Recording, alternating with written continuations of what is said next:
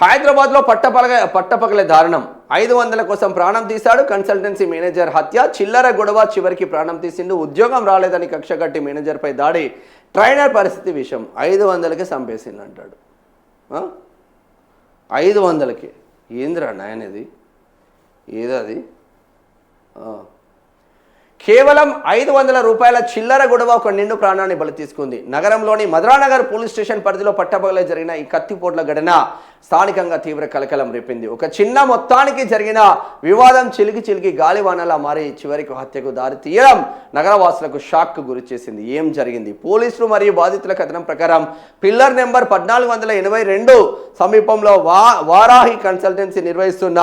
శశికిరణ్ రెడ్డి వద్దకు ప్రభు కుమార్ అనే వ్యక్తి ఉద్యోగం కోసం వెళ్ళాడు ఆ సమయంలో 2000 డిపాజిట్ చెల్లించారు అయితే ఉద్యోగం రాకపోవడంతో తన డబ్బులు తిరిగి ఇచ్చేయాలని ప్రభు కుమార్ డిమాండ్ చేశారు కన్సల్టెన్సీ వారు ఇప్పటికే 1500 ఆన్లైన్ ద్వారా తిరిగి చెల్లించారు మిగిలిన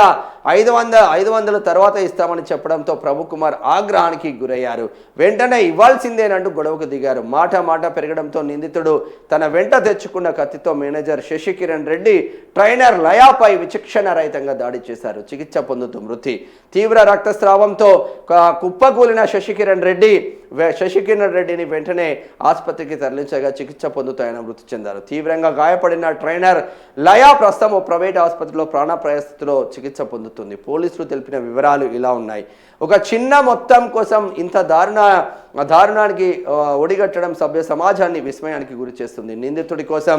గాలింపు చర్యలు వేగవంతం చేశాం ప్రస్తుతం నిందితుడు ప్రభు కుమార్ పరారీలో ఉన్నాడు మధురానగర్ పోలీసులు కేసు నమోదు చేసి నిందితుడి కోసం గాలిస్తున్నారు నగర నడుబొడ్డున కన్సల్టెన్సీలోకి చొరబడి హత్య చేయడంపై సర్వత్రా ఆందోళన వ్యక్తమవుతుంది వామ్మో ఇప్పుడు శశికిరణ్ రెడ్డి అనే క్యాండిడేట్ కన్సల్టెన్సీ నడిపిస్తారంట ఉద్యోగం కోసం ప్రభు కుమార్ అనే ఒక క్యాండిడేట్ పోతే 2000 కామన్గా ఎవడైనా డిపాజిట్ చేయించుకున్నాడు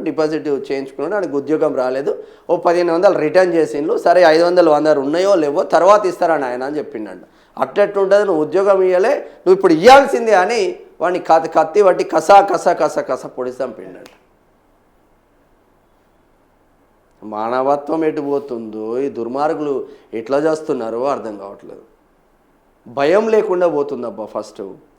ఏమైనా చేస్తాం